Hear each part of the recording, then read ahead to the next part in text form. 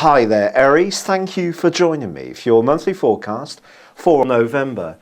The month begins with the Sun in the part of your horoscope that's very much to do with ends and beginnings. Ironic because of course Saturn moved into this area last month, and Saturn is the planet of restriction. One thing that may be coming to an end is an attitude to money that's perhaps been rather more carefree.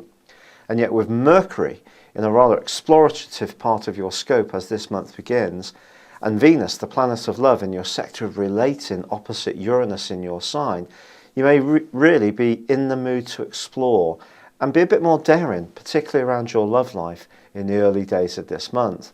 But then Mercury starts to twist backwards. If you are travelling or you're sending any parcels or postage linked to overseas, perhaps to do with Christmas, you need to make sure that everything is meticulously well labelled. Some kind of a thing could go awry, or if you're actually on the move yourself, as is always the case with Mercury retrograde, but particularly in this area, then you have to try to do the things that try to limit the potential for things to go wrong. You can't, none of us can control the wider picture, but we can have a plan B, and that's what you should try to do. For in the middle of the month, there is actually a very, very potent solar eclipse, which can help you in this journey towards being much more aware of your needs in terms of long-term financial planning. Stuff around properties, shared assets, or even business ventures can also come under the astral microscope. But at that time, Mercury rewinds back into the part of your horoscope that the Sun's in. And therefore, because, as we know, the retrograde can cause mix-ups, misunderstandings and delays, you need to be particularly conscious of that when it comes to marshalling your resources. Now, as the month progresses, so your ruler Mars is going to climb right to the top of your horoscope, the midheaven, and this is going to give you, on the face of it, quite a lot of natural authority. You may have this already. It can come out more. This can help you to put your best foot forwards. But it's in the last week of this month that things really start to hot up for you.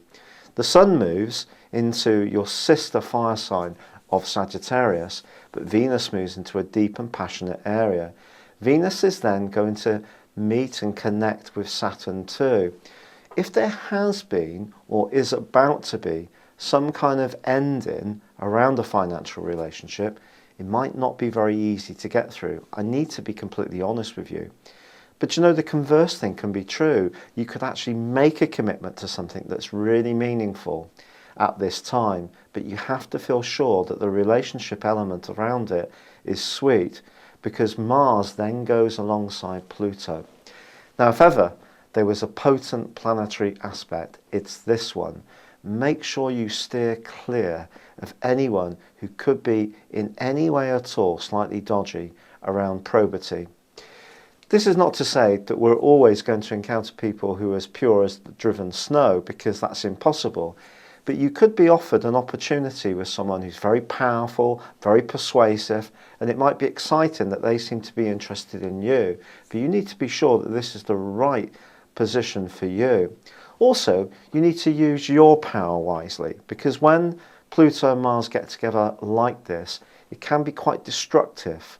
So, a little bit of a warning there, but as the Sun does progress and Mercury then goes into direct motion, you have an opportunity to use your natural sense of fairness, justice, and if you have been delayed in some way in opening up your world earlier in the month due to that Mercury retrograde, by the end of the month, things will be looking better. It's been a pleasure being with you. Thank you for joining me. Good luck and goodbye for now.